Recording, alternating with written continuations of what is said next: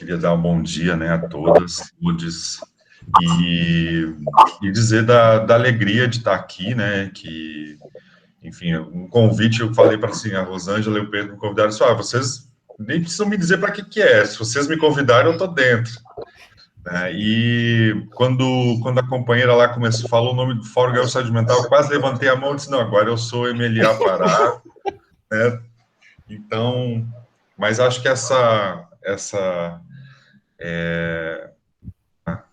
sabe, esse percurso norte-sul, assim, sem passar pelo sudeste, é interessante também, assim, a gente faz uns saltos, assim, que acho que também fala um pouco da diversidade do nosso país e que da necessidade de a gente pensar uma saúde mental que seja para todos e com relação aos territórios, né, com relação à vida, né, como ela se dá, como ela deveria ser, né, então, mas para falar isso, né, e, enfim, poder começar a pensar algumas coisas, né, atuais com relação à atualidade da luta antimanicomial, eu acho que eu separei alguns estudos, né, para trazer como base, né, para a gente começar a pensar, né. São estudos que são recentes, mas às vezes nem tão recentes assim, né. A gente pegar, por exemplo, o estudo de 2010 de um companheiro militante da luta antimanicomial da Argentina e que foi grande parceiro lá para implementar muitas coisas, né, ajudou a fechar manicômio lá no Rio Grande do Sul, que chama Rubem Oscar Ferro. O Rubem Ferro, o Bentio, como é o apelido dele, o Bentio, ele fez uma pesquisa, toda uma pesquisa baseada em vários dados da Organização Mundial da Saúde, e ele usa uma figura que é o iceberg da saúde mental. Não precisa ir fazer uma foto do iceberg, todo mundo se lembra do iceberg, do filme, por exemplo, do Titanic, né? Queria pensar que o iceberg só tem a pontinha dele para fora d'água, o resto, né, 80% do iceberg está para baixo d'água, e é por isso que daí os barcos também chocam e tal, e a tragédia do Titanic, que tem aquele filme e tal, aconteceu por tocar nesse ponto do iceberg que está para baixo d'água. O que ele está trazendo com esse iceberg da saúde mental? Ele vai demonstrar que 80%, primeiro, 80% dos problemas de saúde mental são tratáveis na atenção básica ou na rede comunitária de atenção. Mas que quase 100% do orçamento de saúde mental no mundo vai para média e alta complexidade, ou seja, vai para a questão mais especializada, né? Que aqui a gente está falando no Brasil a partir dos CAPs, ambulatórios, né? E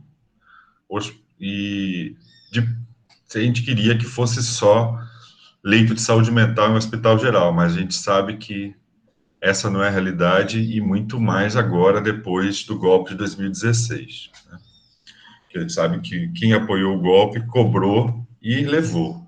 Né? E a indústria da loucura levou o seu quinhão. Né? Seja ela o parque manicomial dos hospitais psiquiátricos, ou seja, as comunidades terapêuticas, né? Maria de Revelação cristã neopentecostal. Mas, então, e ele vai dizer com esse estudo, se quase 100%,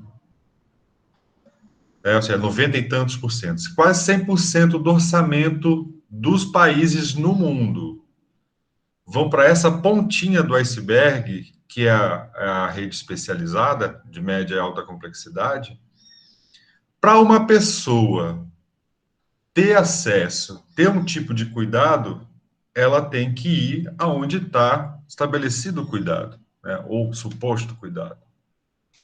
Isso quer dizer que, para ela ser cuidada, às vezes ela tem que se encaixar na oferta que está sendo estabelecida.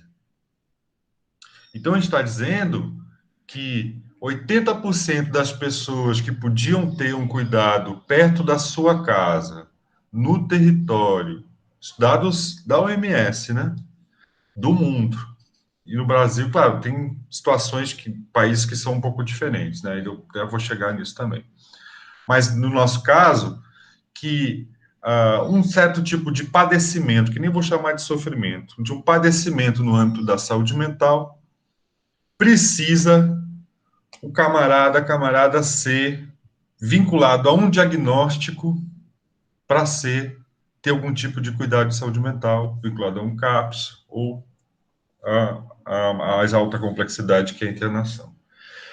Então, às vezes, e a gente sabe o quanto de iatrogenia, ou seja, né, iatrogênico iatrogenia é a, a doença ou o adoecimento que gera um cuidado em saúde, né, a gente chama de iatrogênico, né? Então, a iatrogenia que está vinculada a um diagnóstico, às vezes, né, muitas vezes, dependendo da rede, dependendo do local, mas, mesmo na média complexidade, não precisaria disso se a gente pudesse e tivesse um financiamento, né, segundo nosso querido Bento Ferro, mais na atenção primária, na atenção básica ou nas estruturas comunitárias e de autocuidado. Então, ele chama para que, né, olha, tem que investir na rede comunitária, tem que investir na atenção primária, porque se a gente continuar botando dinheiro na alta complexidade, principalmente, né, só, na verdade, a gente está criando doença, né? A gente está construindo processos de atrogenia, construindo processos de doença. Ao mesmo tempo, tem uma outra pesquisa, tem um outro estudo da Organização Mundial da Saúde, esse é de 2006, ou seja, tem 2010, 2006, já faz bastante tempo que a gente sabe disso, né? Então, de 2006, que é muito interessante também, esse para a gente trazer para a gente pensar, né? Que eles pesquisaram, esses eram pesquisadores ingleses, pesquisaram pelo mundo os contextos sociais, né, e as produções de saúde, né? Então, eles conseguiram chegar a um número que é o seguinte: países industrializados, né, contextos urbanos, com muitos serviços de saúde, né, ou seja, contextos hiperurbanos, né, cosmopolitas, tem o prognóstico para pessoas com diagnóstico de transtorno mental grave é 2 vezes pior que um contexto mais rural, menos industrializado, com menos serviços de saúde. Olha esse dado, né? Então, que corrobora essa ideia de que tratar na atenção básica, tratar na rede comunitária é mais interessante. O que eles chegaram a essa conclusão, né? Chegaram a essa conclusão porque a produção da iatrogenia, a maioria dos serviços pelo mundo, né, principalmente os serviços de média e alta complexidade, não lidam com o seu território, não articulam com o seu território. E em situações onde rurais e tal, em meio onde não tem tanto serviço, o prognóstico para as pessoas com transtorno mental grave é melhor, 2 vezes melhor. Né? Inclusive de retomar sua vida, de poder conquistar, porque também tem uma articulação, né, uma continência maior da comunidade, né, para esse. E aí eu trago, né, um contexto aqui amazônico, né, que nos faz pensar também sobre que formas a gente tem produzido de lidar com a loucura, né? E aí eu vou usar um contexto amazônico aqui, mas da Colômbia, né, que é um grupo étnico, né, um grupo indígena que chama os Embera-Chami.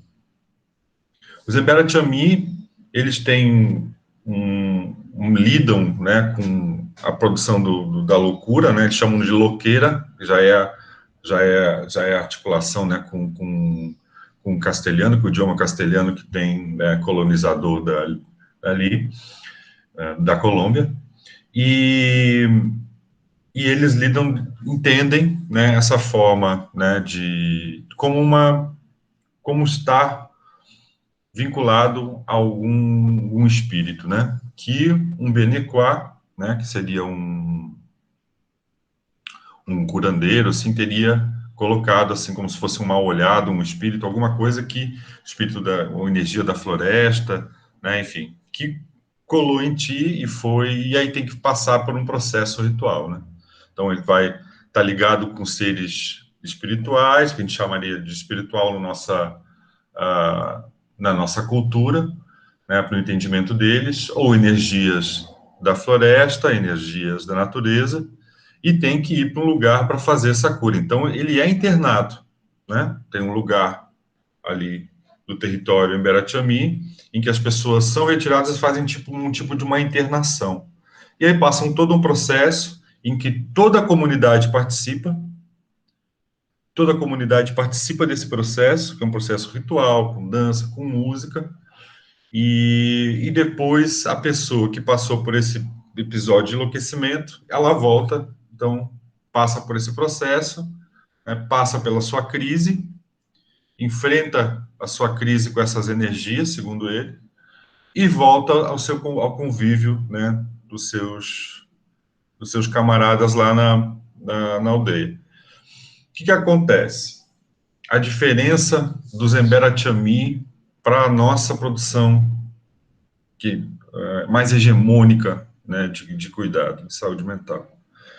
Quando o camarada que passou, a camarada que passou por esse episódio de enlouquecimento, ele volta para sua aldeia, ele volta igual, é o Márcio que voltou, não é o Márcio esquizofrênico, não é o Márcio depressivo, é o Márcio.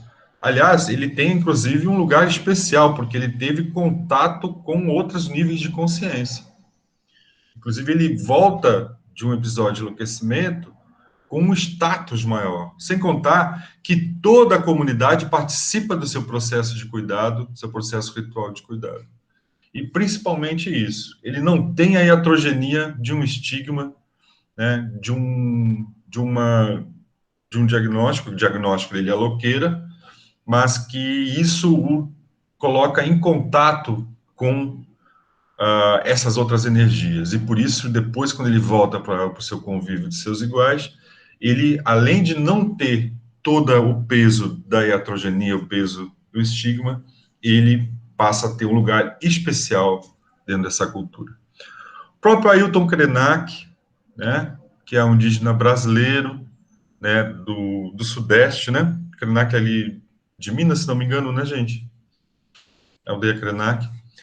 O Krenak, ele vai dizer, olha, na minha cultura, escutar vozes é uma bênção. Escutar vozes é algo importante para a gente. Não é algo que eu tenha que me livrar. Então, assim, dessas várias formas de lidar com o enlouquecimento, que são modelos explicativos diferentes para uma mesma situação, em que, na hegemônica nossa, vinculada com uma resposta mais biomédica, é internação,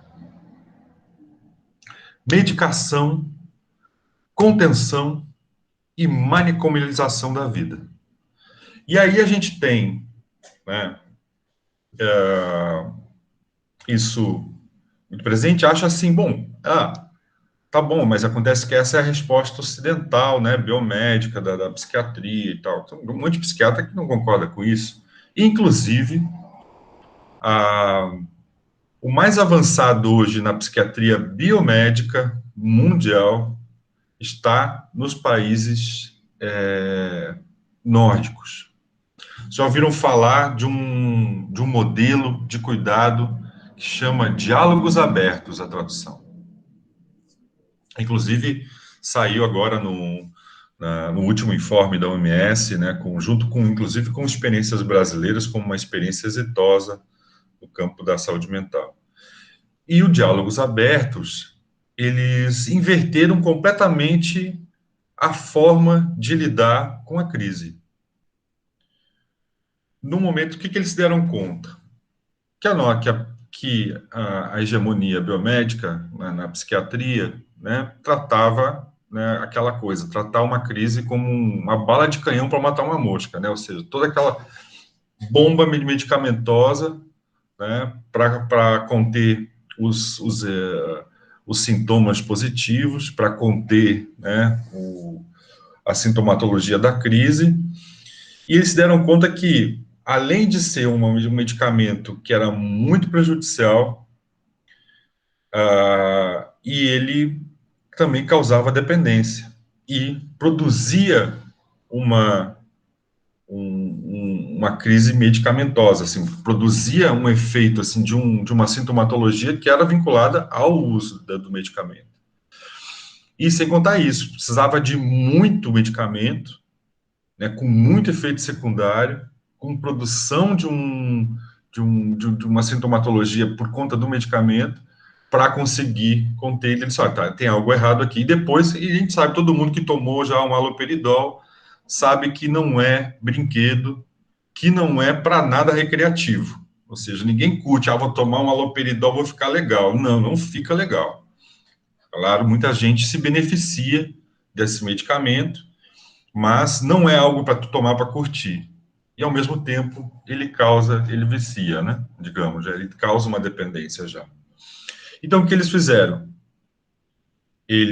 Diálogos abertos, eles aboliram o medicamento na internação. Pensaram o contrário. Na hora da crise, a gente não dá medicamento. A gente acompanha o processo de crise. Principalmente se for a primeira crise. Então, porque ninguém fica em crise pro resto da vida. E se tu consegue acompanhar esse processo, né, como os Emberatiami fazem aqui há milênios na selva amazônica, né, se eu consigo acompanhar esse processo e articular esse processo a partir de cuidado, com muita agenda, com muita produção, e justamente articulando com a sua família, com o seu núcleo comunitário, né, para poder com essa pessoa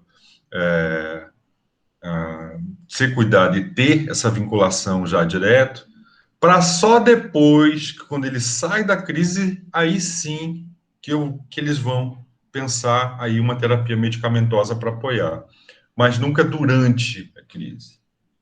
Então, durante a crise, o que eles fazem é agenda e continência e acolhimento comunitário e coletivo, e coletivizar esse processo de acompanhamento. Estou falando isso na Islândia e na Noruega, se não me engano também.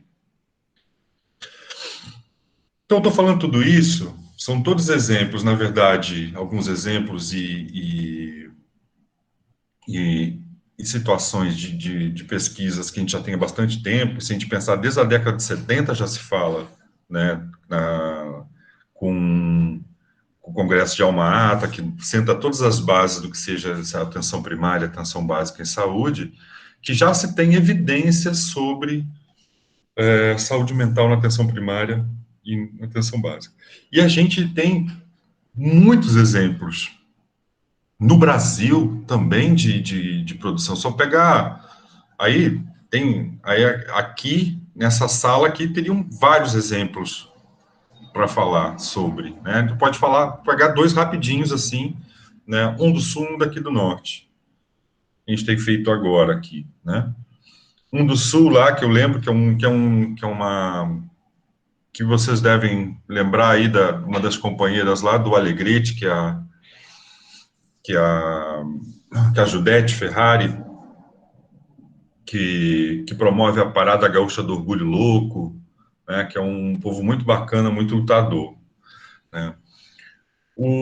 A Judete começou a trabalhar muito com a Judete, toda a militância, né, todos os usuários, né, e familiares, né, e trabalhadores lá do Alegrete, no Rio Grande do Sul. Isso é uma cidade lá com a fronteira com a Argentina, com o Uruguai, bem no Pampa Gaúcho.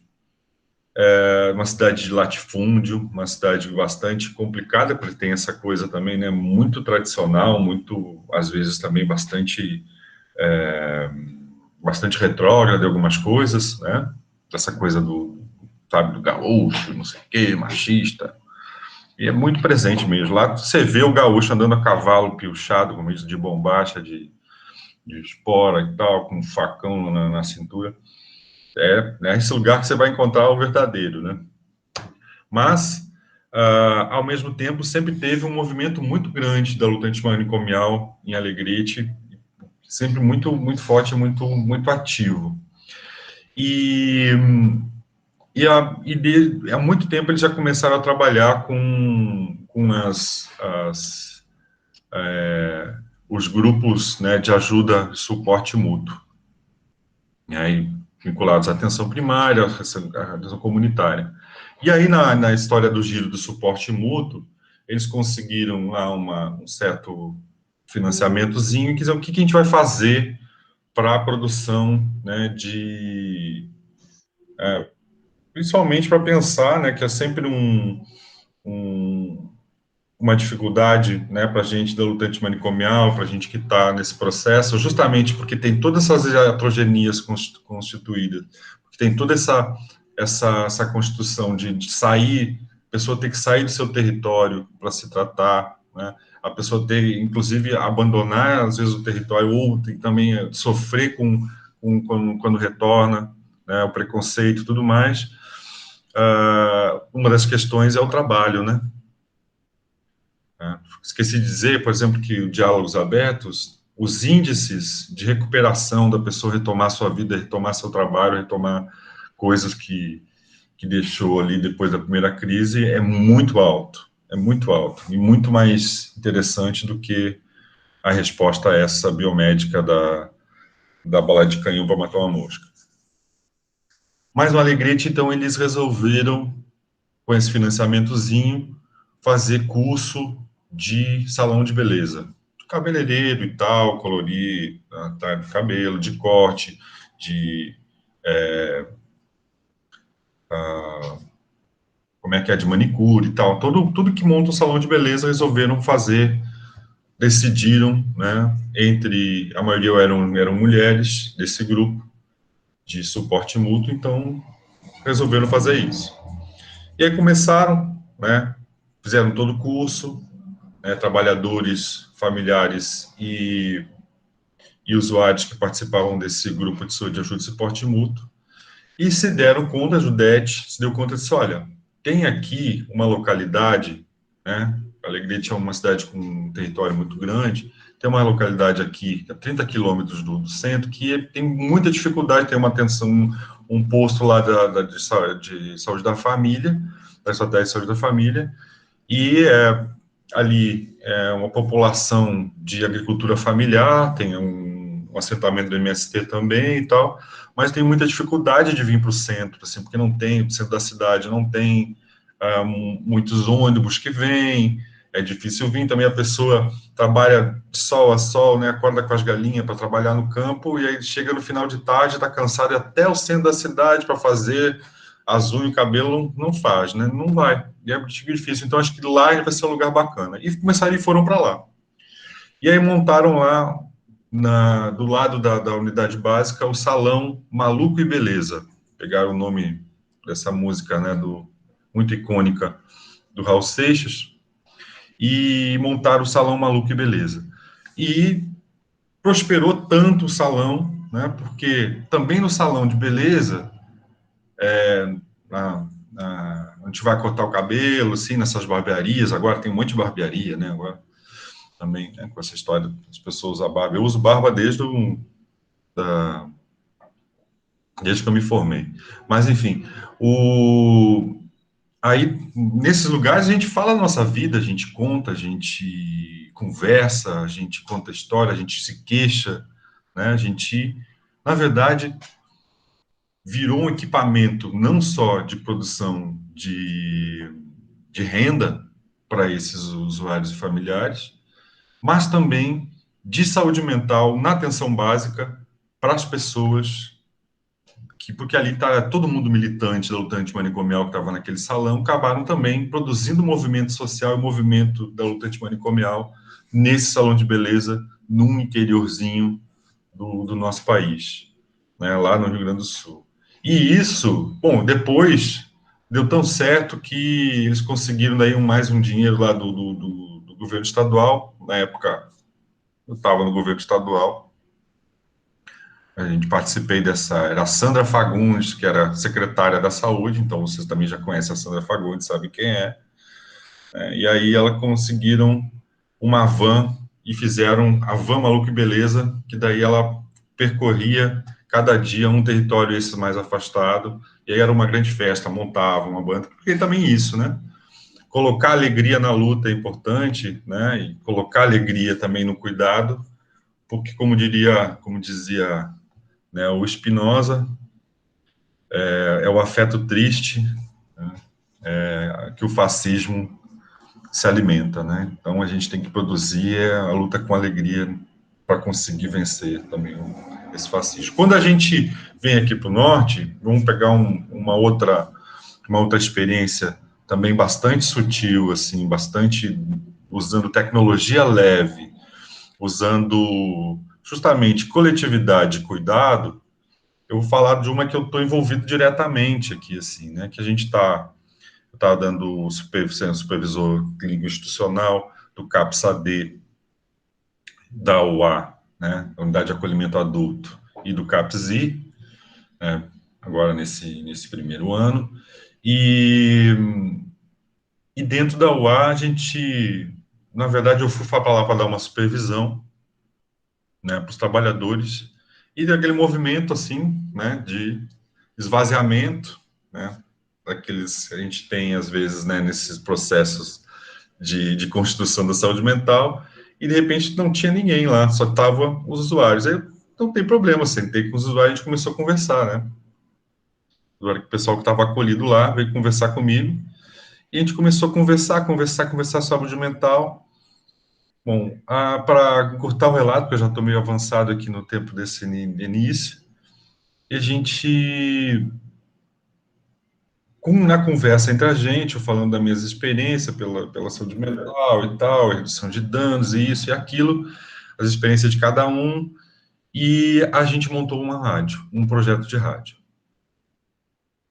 Então, a rádio da unidade de acolhimento, que já naquele dia já foi batizada com Se Liga Aí, é o nome da rádio, que tem a ver não só com a gíria, com coisa de se ligar e tal, fala um pouco também desse movimento. A maioria deles que estão acolhidos tiveram um processo de passar pela rua, né, de estar em situação de rua, e né, sabem, na UA, né, tem saúde mental AD, né, então você tem a questão também, né, de saúde mental envolvendo o uso de drogas, e de álcool, outras drogas.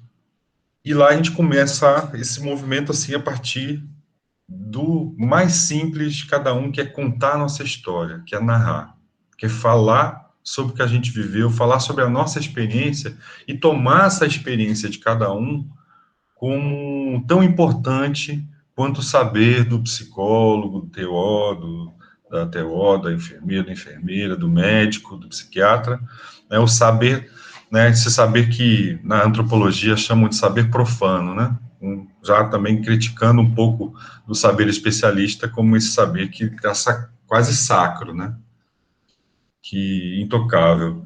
E esse projeto de rádio já começa a inverter esses processos, inclusive a gente começa a partir dali, e a partir desse processo, né, de rádio, aos trabalhadores que estavam super afastados e com dificuldade de lidar com essa mudança de lógica, né, de entrar uma nova prefeitura, que trabalha com redução de danos, em que a referência técnica é indicada pelo movimento da luta antimanicomial, que é a STER, nossa querida Esther, e que marca essa presença, né, que marca esse processo de pensar o cuidado em território desde o início, e um cuidado que estava extremamente ambulatorializado, extremamente medicalizado, né, e principalmente construindo essas relações, né, que desterritorializam o processo de adoecimento, o processo de padecimento, e colocando sempre nesse contexto de uma doença, né? Então, não era a gente não encontrou uma rede de saúde mental, a gente encontrou uma rede de doença mental. E aí mudar isso, porque também os trabalhadores ficam cronificados nesses processos, por mais que seja um dispositivo da rede de atenção psicossocial, né, um dispositivo da reforma psiquiátrica, né, ele também, como a gente sabe, ele também pode se maniacomalizar, né? Existe só o manicômio de pedra também, ou tem os manicômios mentais, principalmente quando a gente vem de um processo, né, de um processo de perdas, de um processo de retrocessos na política, principalmente nacional, né, desde 2016, com a EC 95, né, a Emenda Constitucional 95, que vai tirar, né, vai congelar o financiamento de saúde. A gente tem essa nova lei de drogas,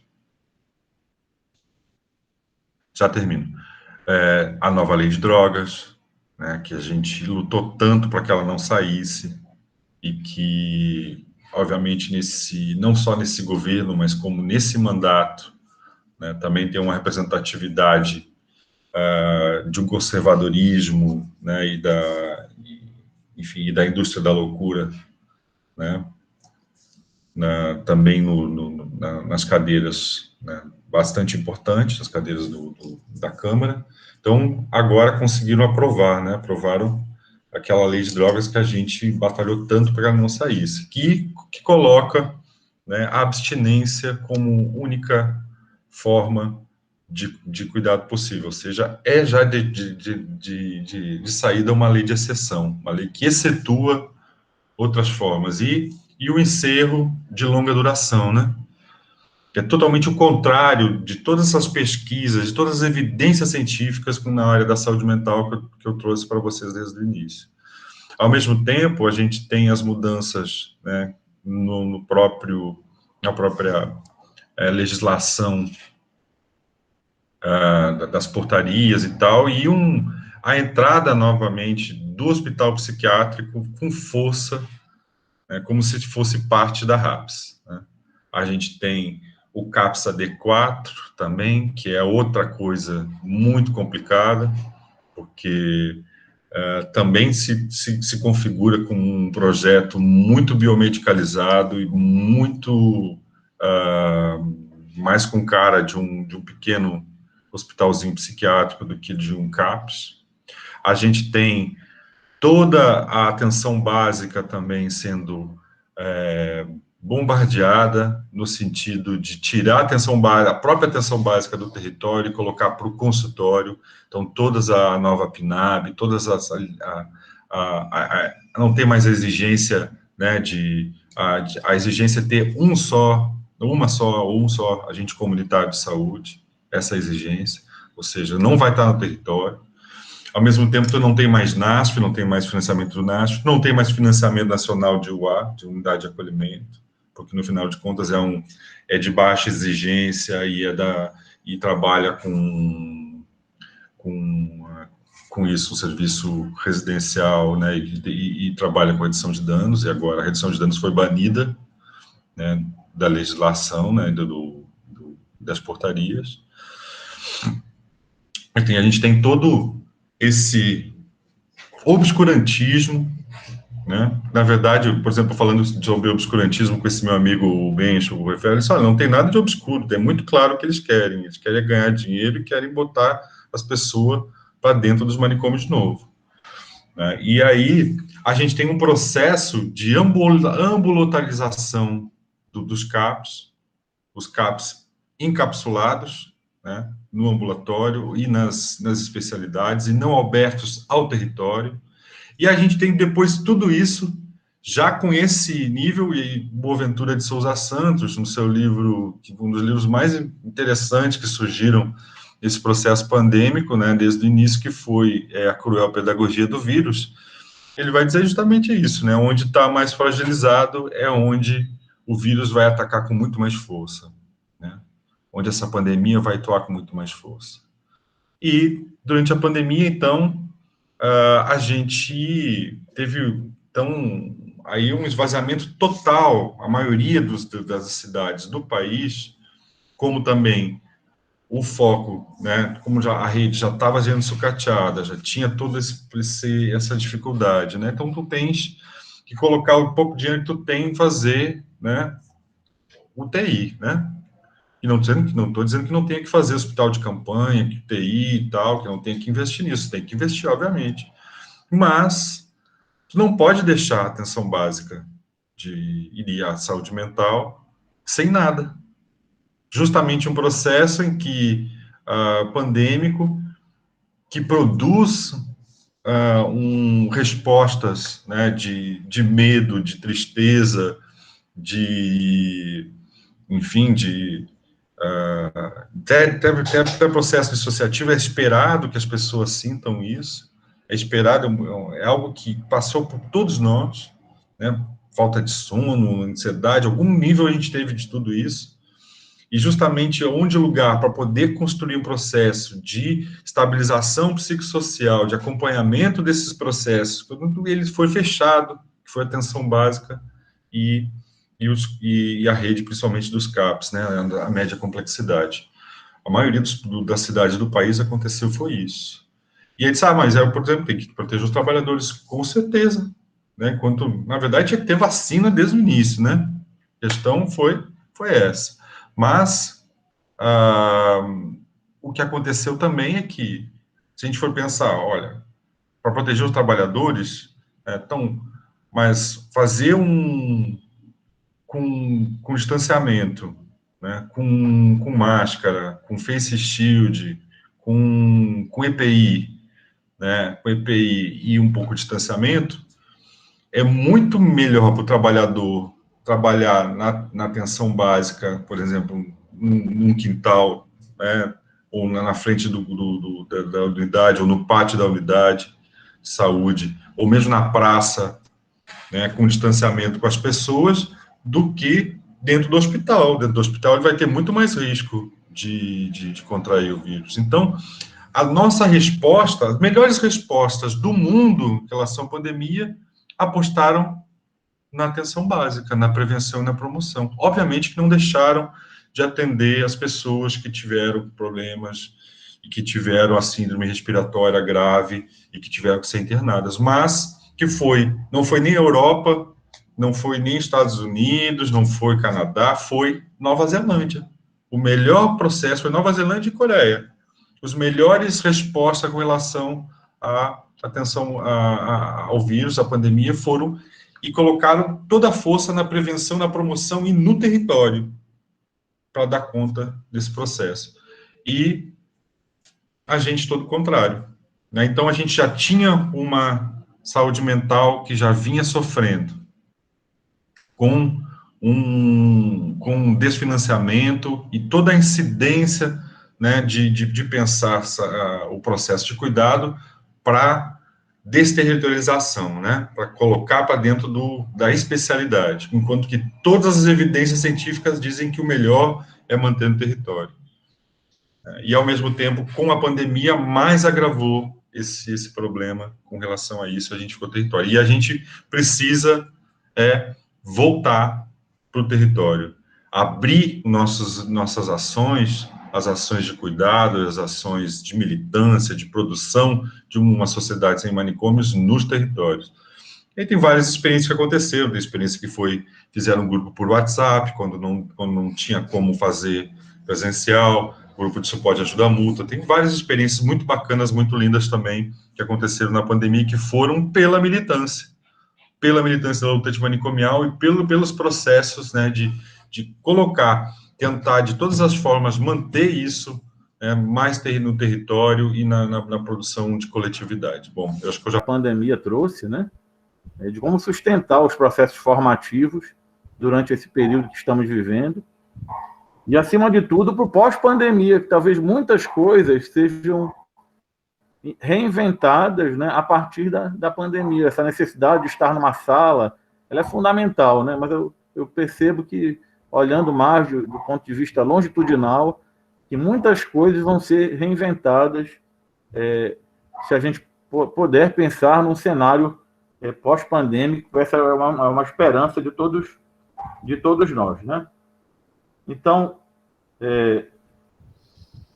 aqui eu queria agradecer ao convite, né, inicialmente da Rosângela e do Pedro, saudar todos os companheiros do Brasil, né, dos núcleos do movimento da luta antimanicomial, através desse curso de formação da Renila, né, cuja a bandeira maior é Faz Escuro, mas eu canto, história e resistência dos movimentos populares e da luta antimanicomial. Eu queria saber qual é o meu tempo, por favor, para eu poder me organizar com ele.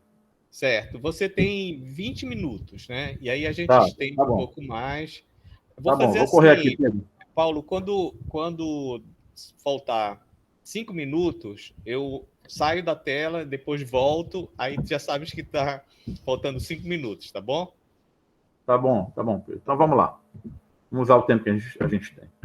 A matemática da aula de hoje, né? RAPs e nossas bandeiras, análise da política nacional de saúde mental, nossas conquistas e nossas bandeiras de luta, né? Os desafios contemporâneos da luta antimanicomial e dos movimentos populares. Eu fiz questão de iniciar essa apresentação com esse estandarte, né?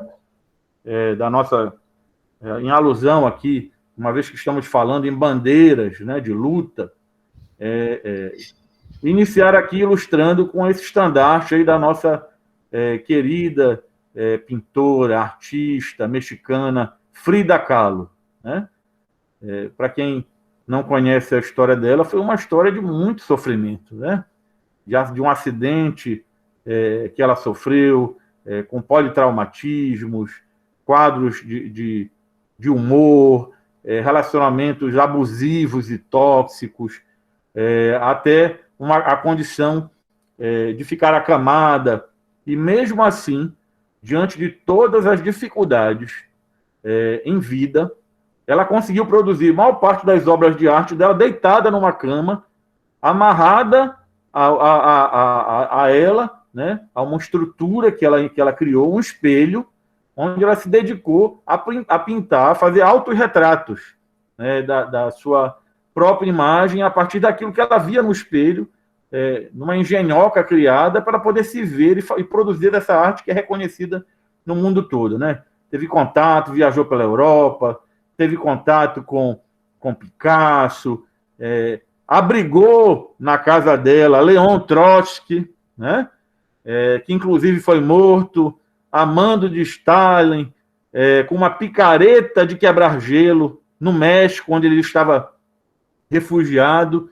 E para nós entendemos, que conhecemos um pouco dessa história, usar essa imagem emblemática da Frida Kahlo como uma prova de resistência, né?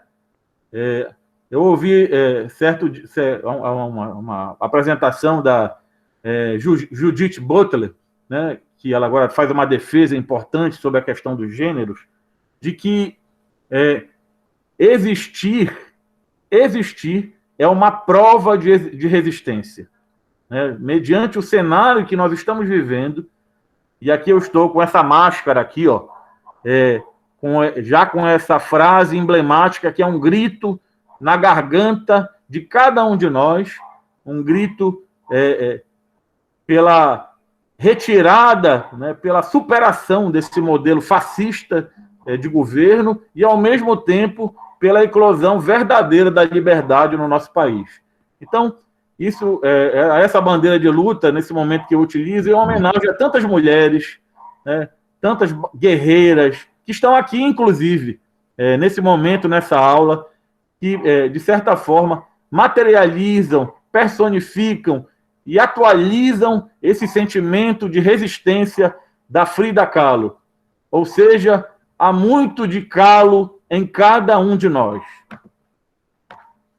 E aqui é importante que a gente também registre, né, e deixe aqui bem claro a questão da atualização do modelo higienista, né?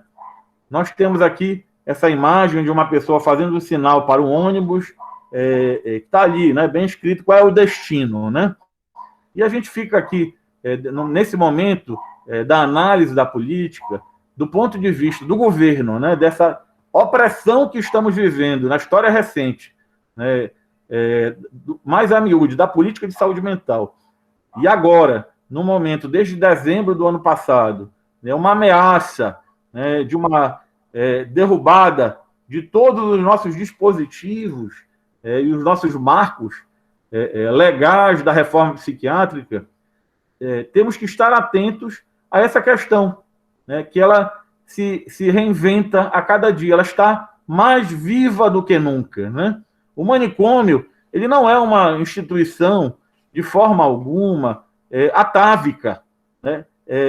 O atavismo é uma corrente que diz que quando uma espécie ela desaparece, ela pode reaparecer em um outro momento da história do processo natural dos seres vivos. O manicômio é uma instituição não atávica. Ele jamais desapareceu. Ele sempre esteve aí. E ele opera nas sutilezas, inclusive, do cuidado dos serviços abertos em nosso país. Então, quando pensamos em desafios da política, né, para as nossas bandeiras de luta, antes de a gente pedir o fora Bolsonaro, que isso é fundamental, a gente também precisa olhar para o nosso próprio umbigo. Nós precisamos refletir a partir das nossas práticas. Porque o manicômio, ele se personifica nas nossas práticas, nas sutilezas das nossas práticas dentro dos serviços abertos. É como na fala do Márcio, aí há pouco, né? Colocava de uma maneira muito potente, né? Como que todos os caminhos acabam levando ao manicômio, gente. É como na foto, né, do ônibus aí, né? A gente precisa superar esse modelo higienista, ainda hoje, que se presentifica na sociedade. Nós temos uma sociedade extremamente sectária, segregatória e discriminatória. E nós, com certeza, estamos na contramão dessa sociedade. E é uma sociedade que se ergue através de uma cultura de mais de 300 anos. Então, estamos falando de uma instituição que tem 3 séculos de existência. E ela não é somente uma estrutura física, mas, sobretudo, são instituições ambulantes. São pessoas que atualizam o modelo higienista.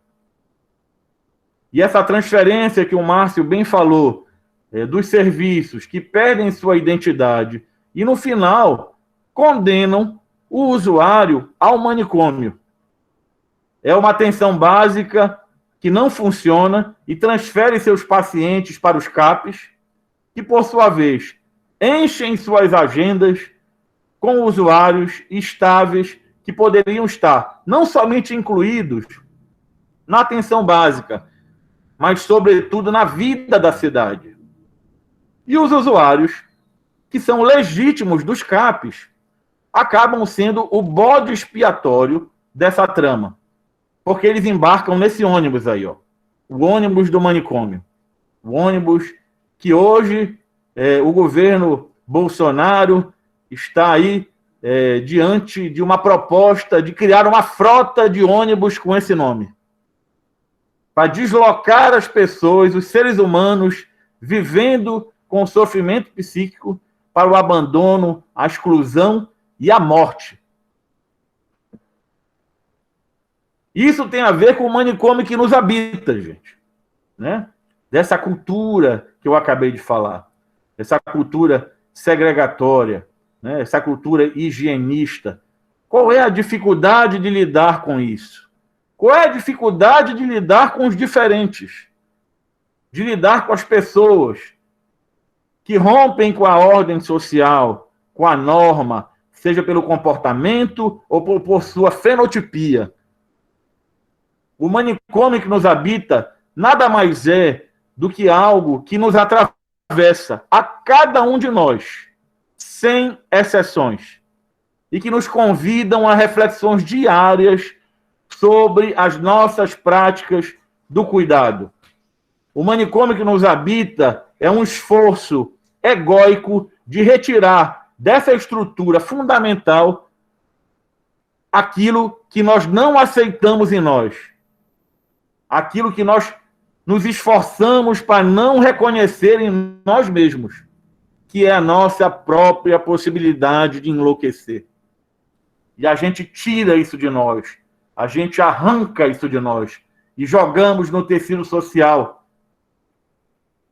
E quando fazemos isso, nós afastamos, nós apartamos a pessoa vivendo com sofrimento mental da nossa convivência. E por isso a ideia de doença guarda uma relação estreita, estreitíssima e vinculada com a ideia de exclusão. Não foi à toa e não é, ainda hoje, que nós queremos, que a sociedade quer, as pessoas com sofrimento mental longe da vida social. Tal como era na época aqui da foto do Juliano Moreira, da colônia Juliano Moreira, que se localizava no Marco da Légua, em Belém do Pará, que era a divisa, naquela época, em meados lá, do início do século passado, que fazia a divisa da área urbana, da Bela Époqué, e da área rural de Belém, onde o manicômio se situava na área rural do município de Belém, que hoje é uma grande ocupação, né, da central do município. Então, eu faço aqui o convite a essa reflexão, que é fundamental para que a gente possa superar esse modelo manicomial que hoje habita as pessoas, habitam os operadores do SUS, habitam os operadores da saúde mental e que habita as práticas dos serviços abertos que se manifestam nas sutilezas do suposto poder e do suposto saber que nós operamos sobre o outro, sobretudo. Então, estamos falando aqui da superação do modelo que vai da saúde mental bancária à saúde mental libertária. E eu tomo emprestado, não gratuitamente, e sim intencionalmente, a terminologia do nosso querido Paulo Freire, quando falava sobre a educação bancária, né?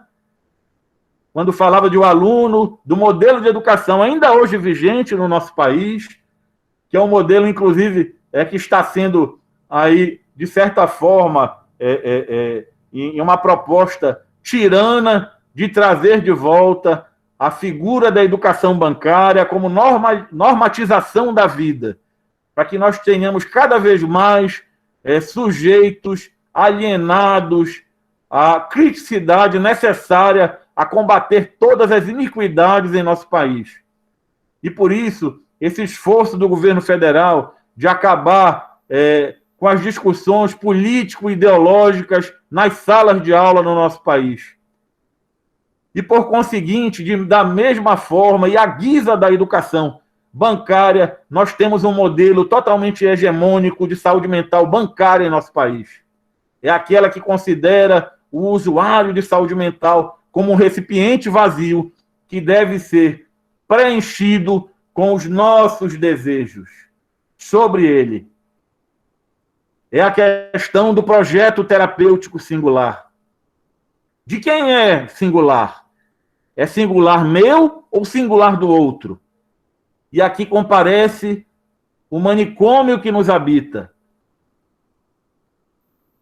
Somos nós que desejamos Onde está o desejo do outro? Na saúde mental bancária, esse cidadão, esse sujeito, esse cidadão de direitos, lhe é retirado o desejo de desejar. E ele passa a ficar assujeitado ao desejo de um doutor, munido de todas as ferramentas que a academia nos proporciona, para ser um prescritor de normas, para ocupar o lugar do outro. E ele passa a desejar o desejo do outro. E nós precisamos fazer uma passagem urgente ao modelo de saúde mental libertária. E por isso, no início aqui, no momento inicial da nossa aula, quando eu ouvi aquela frase, né, da nossa usuária lá de Maceió, eu achei aquilo fantástico, né, porque nada sem nós, gente. Não podemos mais prescindir dos usuários de saúde mental. Há 4 anos atrás, aproximadamente no final de 2016, eu tive no encontro de encerramento do projeto Percursos Formativos na RAPES, em uma mesa de debates lá, inclusive na época ainda estava em vida e lutando o nosso querido Marcos Matraga, que fez divisão de mesa, compartilhamos o debate junto com a Graziela Cultura. E foi levantada lá no auditório da UNB a bandeira de nada mais sem os usuários. E por isso eu acho fantástica essa iniciativa da Renila de empoderar e de formar as pessoas, sobretudo os usuários de saúde mental do nosso país. E aqui temos a nossa querida Nice da Silveira, né, nos seus caminhos de uma psiquiatra rebelde. Nós precisamos hoje disso. As nossas bandeiras de luta devem ser bandeiras de rebeldia a essa normatização daquilo que é errado, daquilo que não cabe no que é justo, de uma proposta de um governo fascista, nazista e autoritário, perverso e tirano. Nós precisamos reconhecer a alteridade do outro, que ele existe, e que, se nós não possibilitarmos a entrada desse outro, e se não superarmos o estigma, o tabu do louco como incapaz e perigoso, nós estaremos condenando a nossa política de saúde mental, infelizmente, a uma derrocata da opressão dessas forças tiranas que temos em nosso país. E temos aqui que dizer não à questão da manicomialização das pessoas. Não só nos hospícios, onde essa prática já é comum e majoritária, mas, sobretudo, nos serviços abertos da nossa rede de saúde mental no país.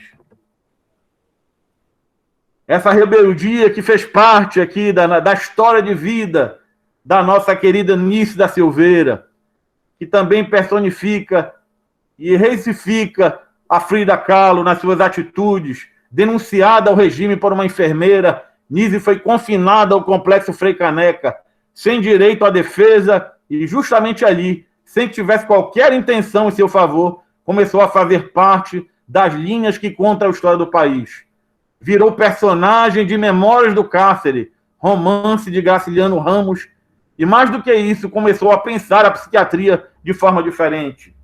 Temos aqui a necessidade de subverter a ordem, a questão do suposto saber e do suposto poder, que são a expressão do manicômio que nos habita. O poder e o saber devem ser de todos, inclusive dos usuários, dos familiares e de sua rede comunitária. As ferramentas para o fortalecimento da nossa luta estão aí, ó. Essa obra aqui é do Arthur, bispo do Rosário, né, que ele guardava as colheres e conseguiu, depois de juntar dezenas de colheres, fazer essa linda, bela obra de arte, que nos ilustram aqui, nos ancoram como ferramentas para o nosso cotidiano de enfrentamento frente a essas iniquidades que estamos aqui debatendo. A educação permanente é um caminho fundamental. Estamos aqui fazendo isso, né? Um curso que começou o ano passado. Ele é um curso que, na verdade, personifica, materializa uma proposta potente e resolutiva de formação de militantes, de empoderamento, de advocacy no campo da saúde mental no nosso país. A questão dos direitos humanos, que somente agora, há 15 dias atrás, a Organização Mundial de Saúde veio reconhecer que nós precisamos urgentemente, mais uma vez, redirecionar o modelo de atenção em saúde mental no mundo, inserindo de uma forma realmente nas práticas e não só no discurso ideológico os direitos humanos. A inserção da política nacional de humanização do SUS, essa política que salvou o SUS em meados de 2006, com o surgimento do Pacto pela Saúde, quando havia também ali uma força da iniciativa privada de acabar com o nosso sistema único de saúde. Então, a inserção da PNH, da Política Nacional de Humanização, é uma das ferramentas mais poderosas que nós temos. E nós precisamos lançar mão dos seus princípios, das suas diretrizes e, acima de tudo, dos seus dispositivos, que nada mais são do que as ferramentas para operar sobre essa realidade. O fomento à formação de redes comunitárias. Redes são pessoas vivas que se movimentam pelo território. Nós, cada vez mais, através de processos formativos, como esse, não presenciais, e mesmo os presenciais, quando forem possíveis, são fundamentais para a formação de redes comunitárias e de defesa da liberdade. O estímulo aos vínculos solidários e, acima de tudo, a defesa da liberdade.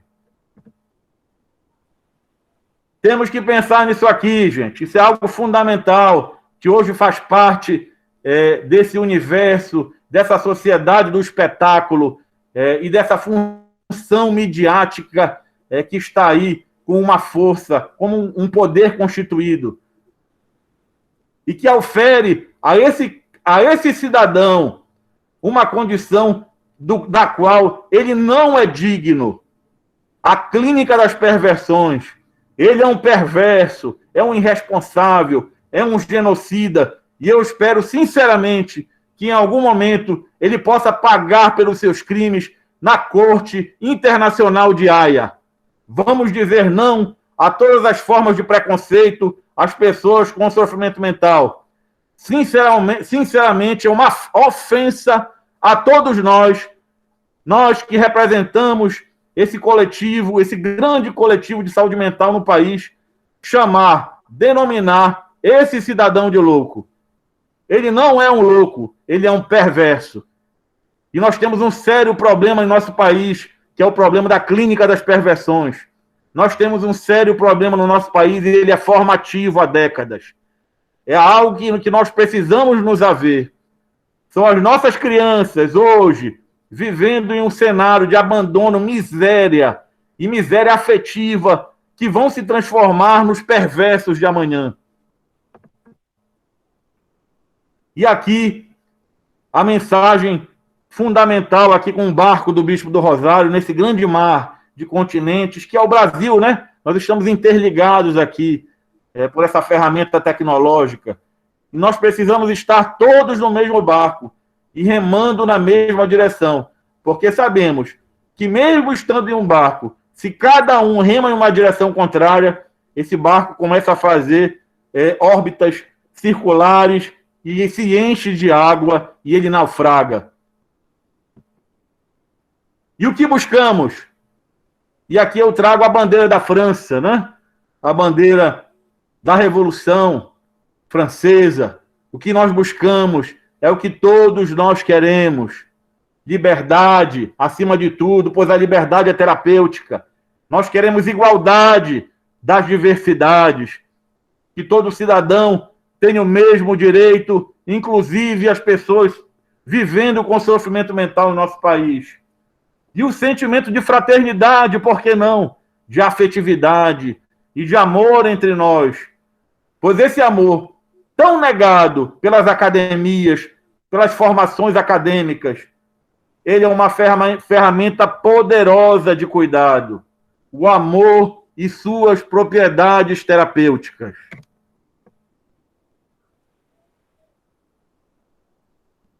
E aqui encerro minha fala. Espero conseguir a todos o meu muito obrigado.